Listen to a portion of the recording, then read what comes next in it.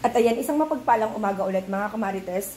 Samahan nyo akong magawa ng tinapay na papalamanan siya ng San Marino, then ilalagay dito, then ilalagay sa breadcrumbs.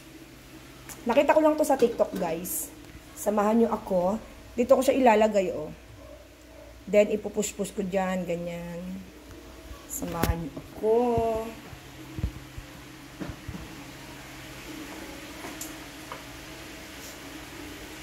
Ayan, lalagyan na natin siya ng palaman sa loob.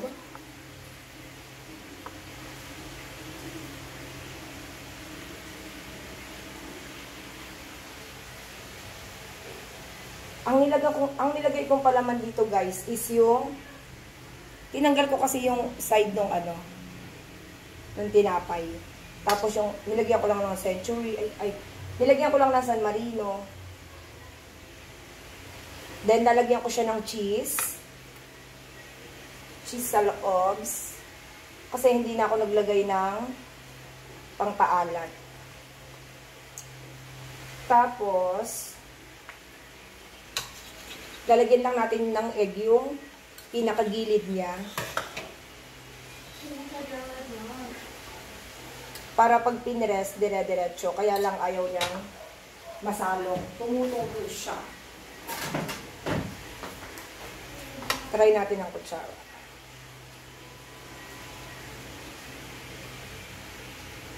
Ayan, yung mga gilid lang, guys. Para pag inilagay natin yung takip niyan tinapay later is ipipress natin pababa. Parang siya yung pinaka-glue.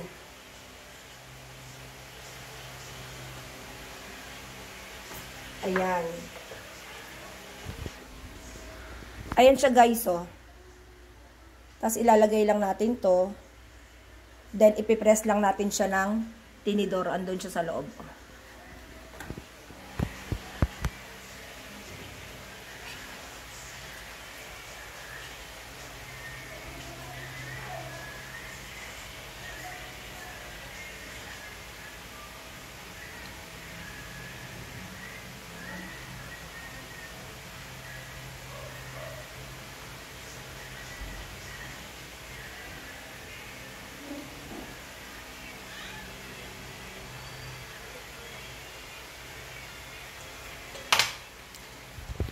Ayan, guys, na-press na natin siya. Naisarado na natin. Then ilalagay na natin siya sa egg. Then ilalagay here. Ito yung parang pinaka-coat niya para kumapit yung breadcrumbs. Ayan, then coat here.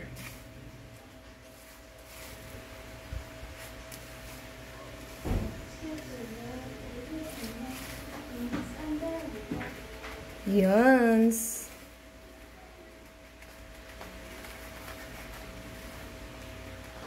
Forma, guys, diba? Yan, dyan later natin siya ipa-fry. Ayan. Gawin muna natin siya lahat.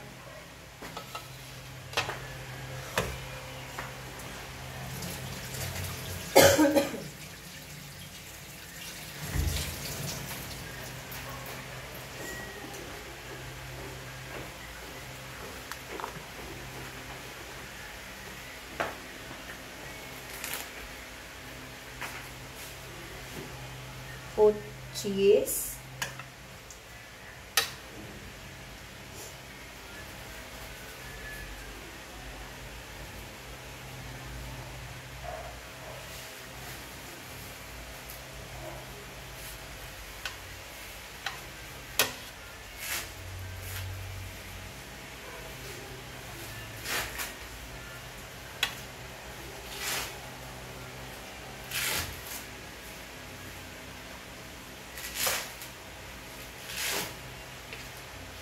Then press it.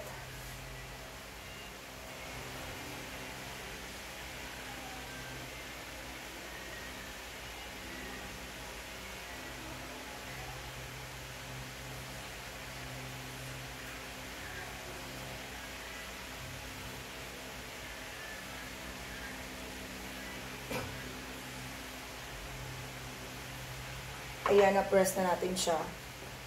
Set aside muna natin here. Dito naman tayo sa kabila.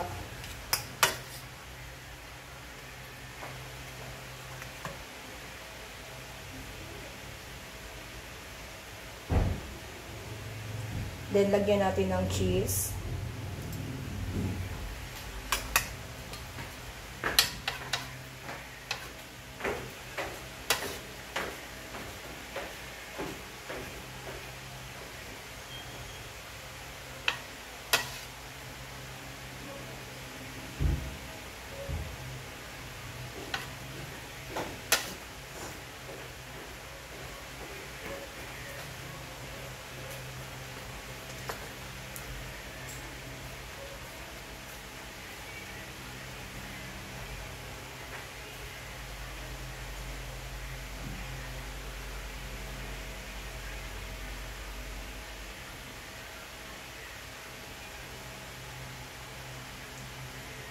Ayan, dalawa. And then, ito pa.